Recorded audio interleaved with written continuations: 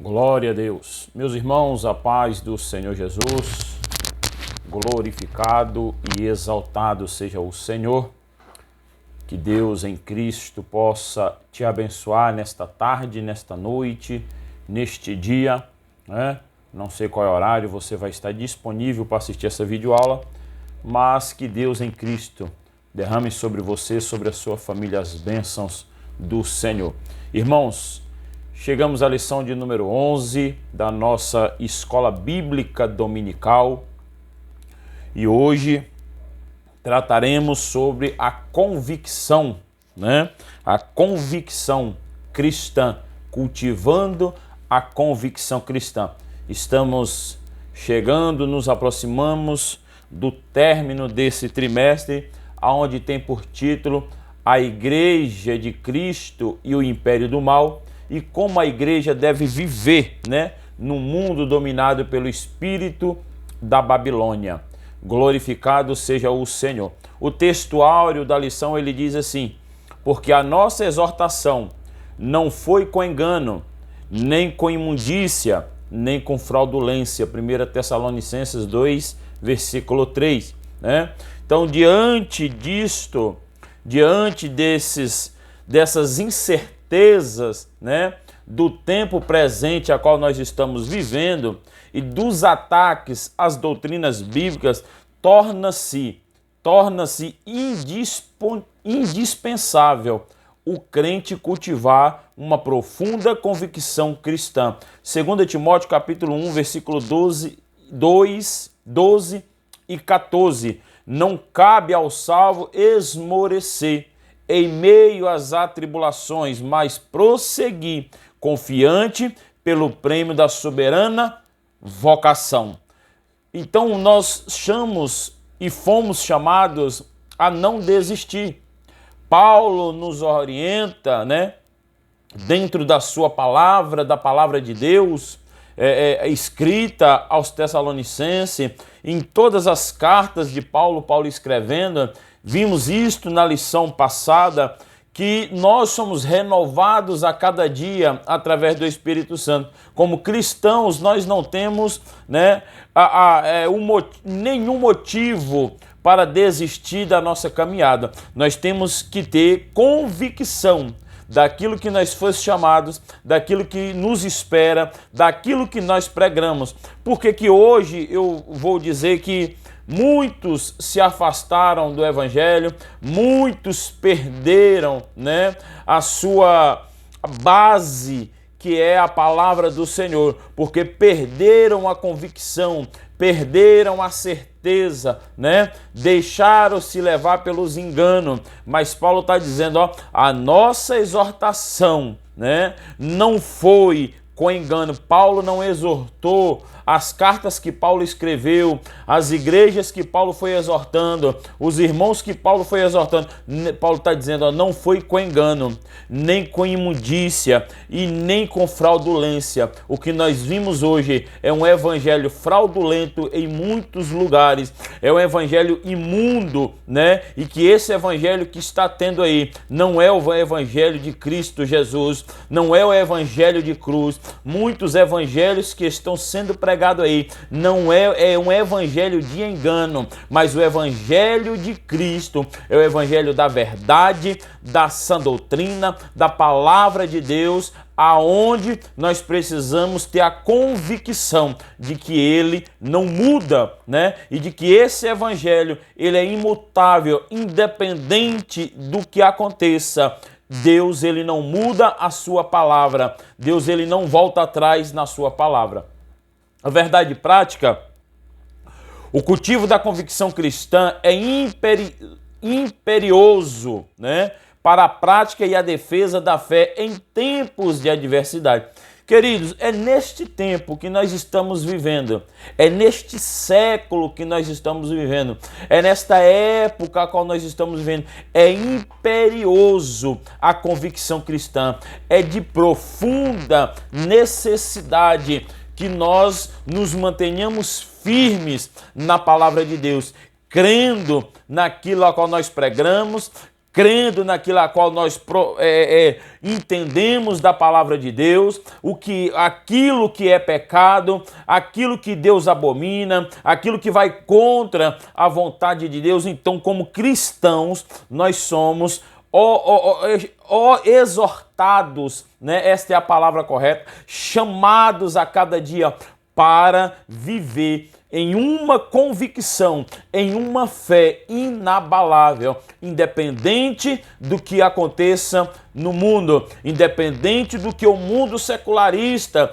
queira impor, independente dos dogmas, das ideologias que estão sendo empurradas e muitas vezes querem empurrar goela abaixo de nós cristãos, mas nós ficamos com a palavra, nós continuamos com a palavra da verdade, que é a palavra de Deus. A lição bíblica se encontra no livro de 1 Tessalonicense,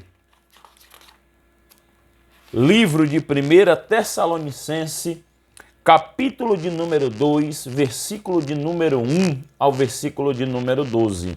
1 Tessalonicense, capítulo de número 2, versículo de número 1 ao versículo de número 12. Anota, faça a leitura, dê uma pausa no vídeo na hora que você estiver assistindo, né? Faça a leitura bíblica e acompanhe, né? A introdução diz o seguinte, aquilo que nós falamos no início: diante das incertezas atuais e dos ataques a doutrinas bíblicas, é indispensável ao crente cultivar uma profunda convicção cristã. Então, é indispensável, né, que nós cultivamos esta convicção cristã. Cada dia nós precisamos crer na palavra de Deus. Cada dia nós precisamos crer que ela é fiel, que ela é verdadeira e ela não muda. Estão querendo mudar, estão querendo aniquilar, estão querendo destruir, estão querendo oprimir a palavra de Deus. Mas a palavra de Deus, ela é clara: passarás céus e terra, mas a minha palavra não passará. O homem pode tentar mudar o que ele querer mudar. O homem pode tentar mudar da forma que ele achar que ele deve mudar, mas ainda assim ela vai estar dentro do nosso coração, ela vai estar firme dentro daquele que tem uma convicção. E quando nós temos uma convicção, nada muda, né? Quando nós cremos, nada muda. Então nós precisamos entender que, por mais difícil que seja, por mais abstrato que seja, por mais paradoxo que seja, querer mudar a palavra de Deus, ela é imutável. E a nossa convicção é essa, que ela não muda e não vai mudar, porque o homem quer.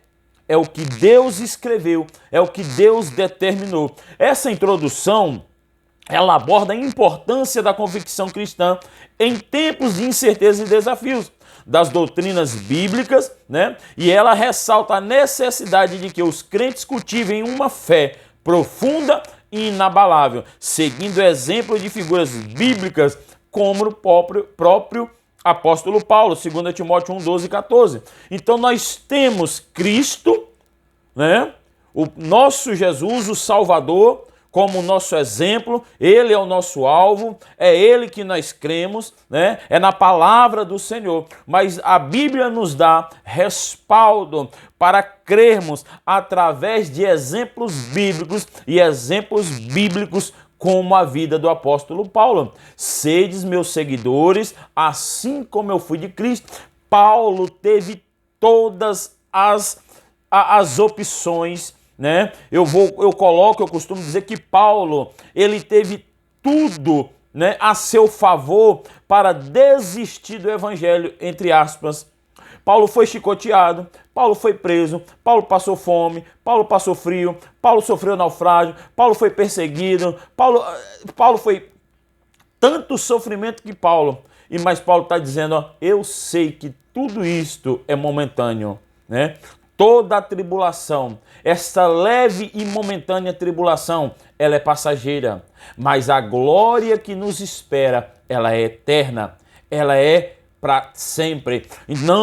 Não corremos, né? O ser humano, o homem, ele corre, ele vai disputar um campeonato ou uma corrida, ele está correndo, ele ultrapassou a faixa, ele recebe um troféu, uma coroa, que amanhã, daqui 1 mês, 2 meses, 3 meses, está deteriorada, precisa, de cuidados para se manter. Mas a coroa para a qual nós corremos é uma coroa incorruptível, é uma coroa de glória incorruptível que ninguém pode tirar, independente das circunstâncias. Então a nossa convicção cristã é uma âncora para o crente, permitindo-lhes permanecer firme e confiante, independente das circunstâncias. Então é nossa base, nossa âncora, A palavra de Deus é a nossa âncora, de continuarmos firmes, de continuarmos crendo, naquilo que Deus trouxe, naquilo que Deus proporcionou, naquilo que Deus prometeu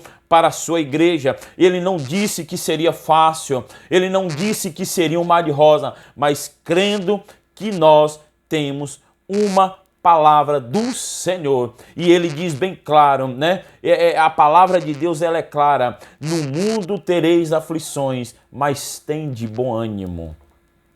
É para cada dia nós termos um bom ânimo, independente da tua luta, independente da tua circunstância, independente do teu problema, tenha bom ânimo, porque Cristo, ele é maior, A convicção espiritual, e primeiro subtópico, o primeiro ponto do primeiro subtópico, poder do Espírito.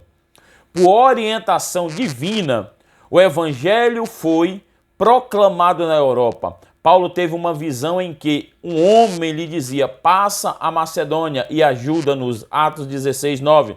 A partir desta revelação, a mensagem da cruz foi anunciada em Filipos e depois em Tessalônica, Atos 16, 10, 12, 17, versículo 1. O apóstolo Paulo deixa claro que o evangelho não foi pregado como um mero discurso racional, mas sobretudo em poder do Espírito Santo e em sua plena convicção. Então nós precisamos entender que o evangelho, ele não é pregado com uma mera palestra, com uma mera aula motivacional, não é como qualquer coisa, não, é como palavra de Deus. É como palavra de Deus, é palavra da salvação para aqueles que nele crêem. E há um poder, e o poder é do Espírito Santo. Nesta sessão nós somos lembrados do poder transformador do Espírito Santo na proclamação do Evangelho. É por isso que nós não podemos desistir de pregar o Evangelho. É por isso que nós não podemos parar de crer no poder transformador do Evangelho, porque é o poder transformador dele, é através do Espírito Santo. A minha obrigação, a tua obrigação como cristão é pregar o Evangelho e deixar que o Espírito Santo transforme a cada vida e a cada pessoa que nos ouve. É o poder transformador, é o poder que o Evangelho tem, é o poder que o Espírito Santo tem de transformar o homem, de mudar o homem de uma noite, de um dia para a noite, ou de uma noite para o dia. É quando você olha e fala assim: quem era fulano, quem era ciclano, ontem era assim, hoje é desse jeito. É o Espírito Santo que faz, é o poder transformador que faz na vida de Paulo. Segundo, a confiança em Deus. O apóstolo declara que mesmo tendo padecido e sido agravado em Filipos, 1 Tessalonicenses 2:2a, sua fé não estava abalada. Nós temos que ter essa confiança. Queridos, nós precisamos confiar mais em Deus. Nós precisamos aprender a confiar no Senhor. Muitos têm a sua fé abalada. Muitos têm sido abalados por qualquer coisa. Muitos têm sido abalados. Mas é porque o ano que vem vai acontecer isso. É porque o ano que vem, é porque amanhã, é porque... Não, irmãos. Nós não fomos chamados para estar preocupados, não, com o que há de vir, não. A palavra de Deus vai se cumprir. Amém. Mas nós precisamos entender que, independente da circunstância, existe e precisa existir em nós uma confiança naquele que nos chamou. E confiança é um negócio muito sério, Confiar vai além de qualquer circunstância. Eu um exemplo aqui para nós. Então, você que está nos assistindo, ou que é pai, ou que é mãe, ou que é filho, né? Você pega uma criança, vamos trazer aqui para nós rapidamente. Você pega uma criança nova de colo, né? E muitos gostam disso, de brincar com a criança, de jogar ela para cima. Você joga ela para cima, ela se solta, ela desce para os seus braços, ela desce dando risada, gargalhada. E quanto mais você joga, mais ela ri. Quanto mais você joga, mais ela se solta, né? Sabe por quê? Porque ainda que mesmo sendo criança, ela confia no pai, ela confia na mãe, ela confia no adulto que está fazendo aquilo ali. A mesma coisa somos nós. Pode estar a tempestade que tiver, pode estar chovendo canivete, pode o mundo estar desabando. A nossa fé não está no que o homem pode fazer. A nossa fé não está no que o homem pode determinar. A nossa fé não está naquilo que o homem abre a boca e determina e fala vai acontecer. A nossa confiança, primeiramente, ela está em Deus. É Deus quem determina, é Deus quem cuida, é Deus quem faz. Independente das lutas, independente do momento, independente de qualquer coisa, nossa confiança tem que ser a base, né? O registro bíblico revela que a irritação das autoridades deu-se porque se podera a esperança de lucro por causa do exercício do espírito da pitonisa, Atos 16, 19. A narrativa, porém, foi a de acusar os missionários de introduzir práticas ilícitas na cidade, propagando costumes que aos romanos não eram permitidos aceitar nem praticar. Então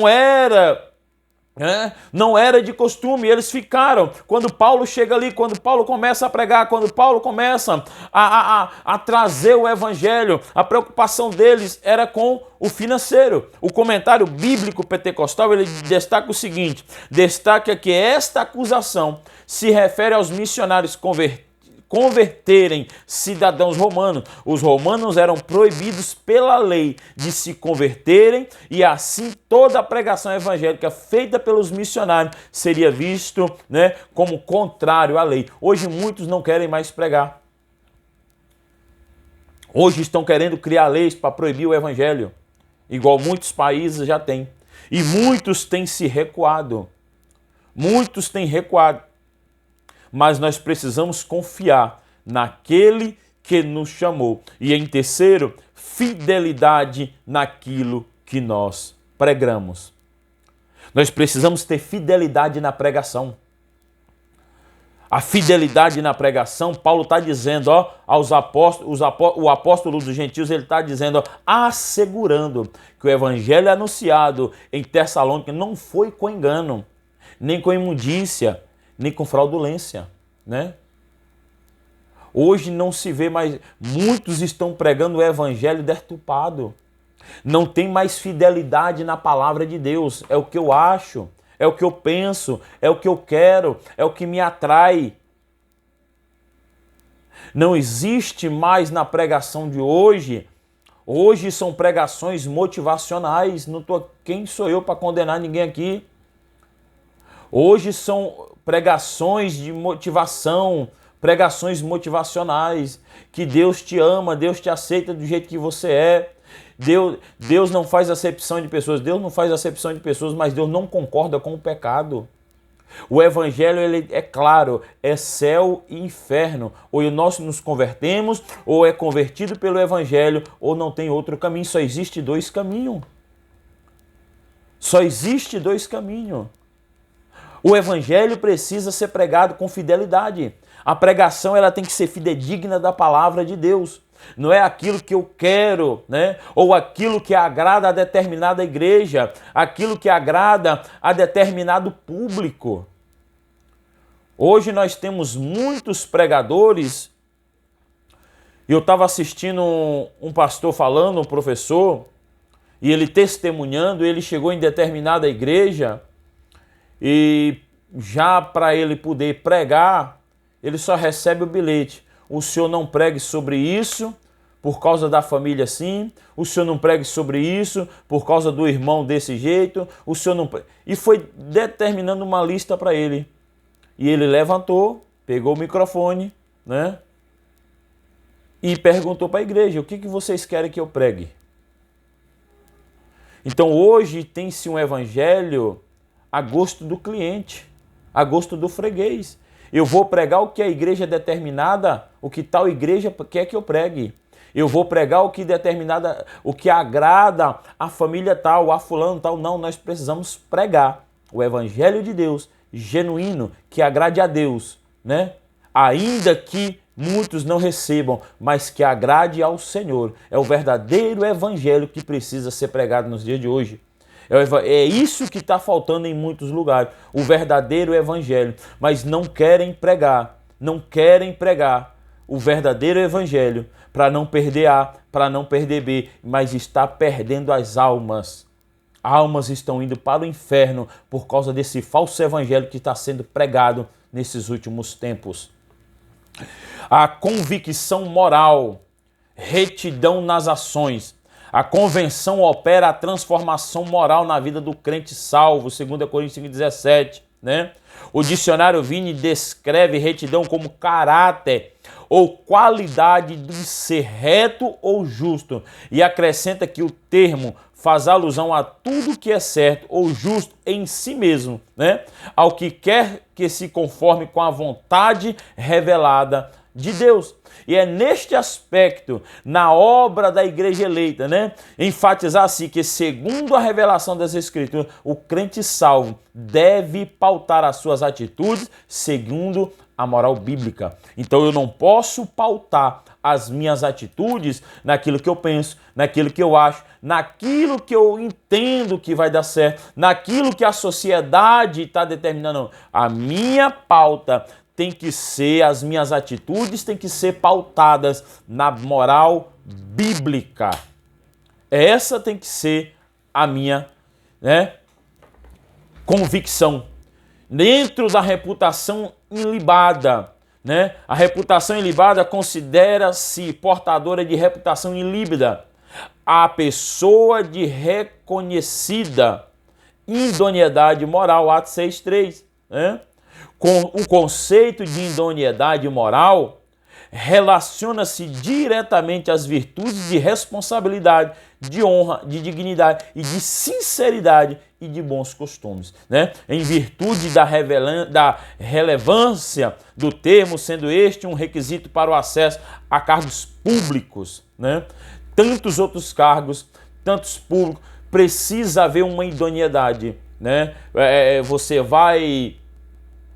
Hoje você vai procurar trabalho em determinada empresa, em muitos dos setores hoje, você precisa puxar, né, o que nós chamamos de antecedentes criminais. Precisa puxar sua ficha, você vai levar para a empresa, lá vai estar nada consta, se alguém tiver alguma coisa com a justiça, vai estar constando lá. Ou seja, aí a empresa já vai entender que ela tem uma conduta, né, fora dos padrões, ou seja, ela já não sei, a reputação dela, muitos, ainda que ela cumpriu a sua pena, ainda que ela não deve mais nada para a sociedade, mas muitos olham com esse olhar e falam assim, não, a reputação dela não é boa, a reputação dela não convém. Então, para nós, para o reino de Deus, também a nossa reputação tem que ser límpida.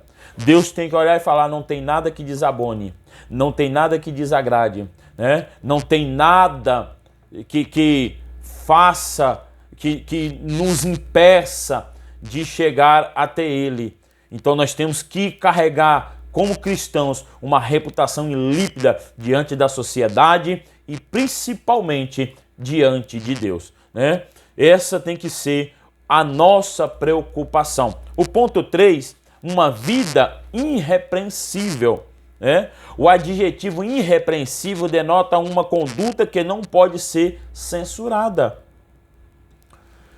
Uma conduta que não pode ser censurada, Efésios 5:27. E neste contexto, né, o apóstolo invoca a Deus e a igreja em Tessalônica como testemunhas, né, como testemunhas de sua postura santa, justa, né? Santa e justa. Vamos ver aqui, eu quero ler rapidamente o que diz Efésios 5, versículo de número 27. Diz assim a palavra do Senhor: a fim de apresentá-la a si mesmo, igreja gloriosa, sem mácula, sem ruga, nem coisa semelhante, mas santa e irrepreensível. É a igreja que Deus quer. A igreja que vai se apresentar diante de Deus é uma igreja que não negou o seu evangelho, é uma igreja sem mácula, é uma igreja sem mancha, é uma igreja irrepreensível, que não tenha nada do que se envergonhar, né? E isso nós precisamos olhar com um olhar crítico, se nós estamos criando ou a cada dia, se nós estamos cultivando uma convicção cristã verdadeira. Porque em alguns momentos eu até pareço, hoje nós vivemos uma época que até parece que o camarada ele tem uma convicção cristã, mas ele se vende fácil, por qualquer coisa, estão trocando Jesus, por qualquer coisa. Quando, né, neste contexto, Paulo invoca tanto a Deus, como a igreja em Tessalônica, como testemunha de uma postura santa e irrepreensível. Nesta concepção, avalia-se positivamente o desprendimento de Paulo e dos seus companheiros, não apenas em atender o chamamento divino, mas também de apresentar-se como modelo de fé para a igreja, né? Eu costumo dizer, eu tenho falado em algumas aulas, e é o que Paulo está nos alertando, Paulo, além dele ser um exemplo, né, de atender o chamamento divino, ele tem uma preocupação de se apresentar como modelo de fé para a igreja. E hoje nós vamos evangelizar, nós vamos pregar a palavra, nós vamos proclamar o evangelho. Muitos vai dizer assim, ó, eu não quero me converter, eu não quero ser crente para me ser como a B ou C. Como a igreja isso, a igreja aquilo. Por quê? Porque não estamos sendo a igreja no século que nós estamos, a igreja do século de hoje, na maioria das vezes, não dá testemunho. Ela está sendo mais, né, influenciada do que influenciando. E isso não gera, não produz. A convicção tem que ser uma convicção reta diante da palavra do Senhor. Tópico de número 3, convicção social. Qual é o papel da igreja? Proclamar o evangelho? Pregar a palavra de Deus? Amém. Mas a igreja ela tem um papel também social, dentro do bem-estar comum. O bem-estar comum alcança o homem em suas necessidades físicas e espirituais.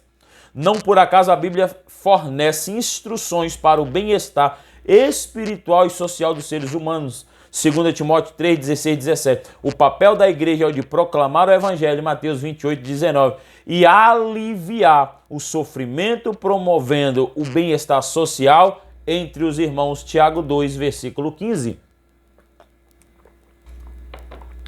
Então, o papel da igreja é que em muitos casos nós queremos só pregar o evangelho, pregar o evangelho, pregar o evangelho, queremos que alma se converta, mas não nos preocupamos em promover um bem-estar social para a igreja ou para os necessitados, né?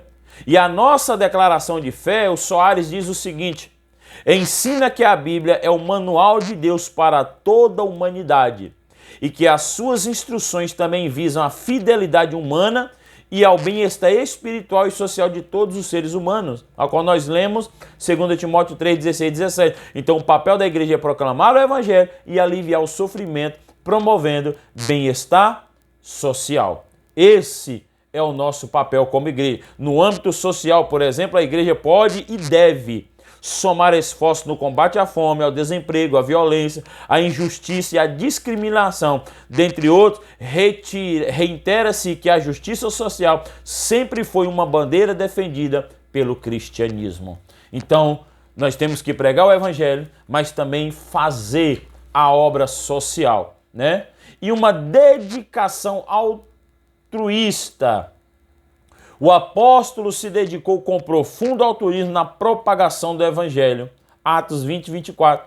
apesar do direito inerente ao seu apostolado, ele decidiu nada receber, ainda que podíamos, como apóstolo de Cristo, ser-vos pesado. Paulo entendia que ele poderia estar sendo pesado para a igreja se ele recebesse algo. Então Paulo estava fazendo com amor, Paulo estava fazendo com dedicação, Paulo estava fazendo, sem se importar ou preocupado com o que ele ia receber e nem queria receber. Paulo se mantinha dos seus trabalhos.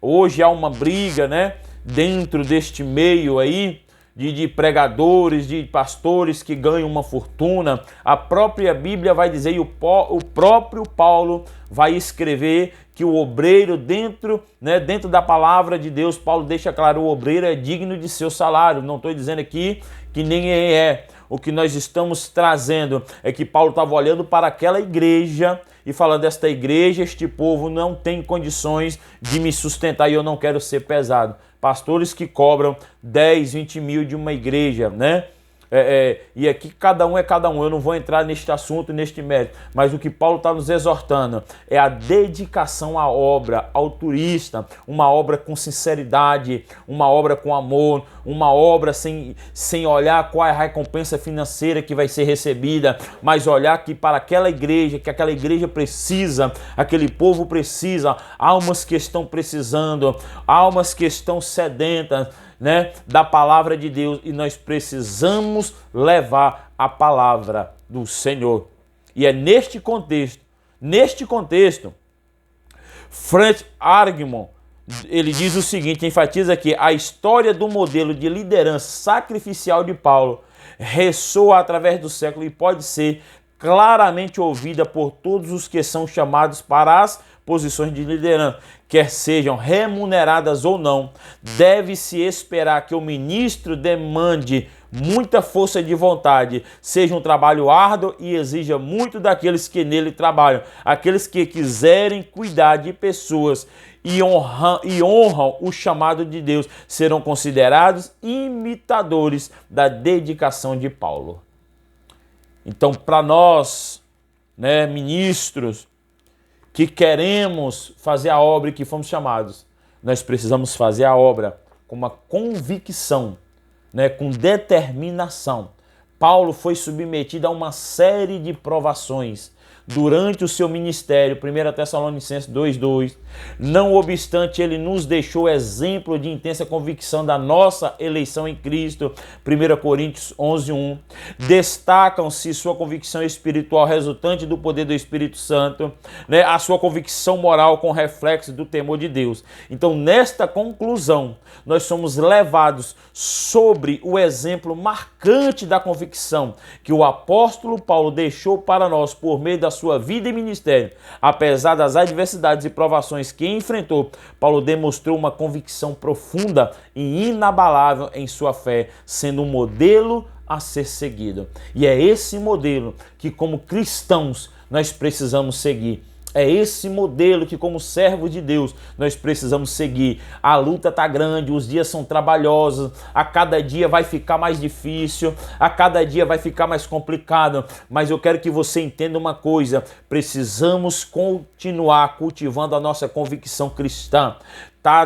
Vai estar difícil, mas eu creio naquele que te chamou, eu creio naquele que me chamou, eu creio naquele que é poderoso para cumprir a sua obra na minha e na tua vida. Então permaneça firme na palavra do Senhor. Que Deus te abençoe poderosamente em nome de Jesus.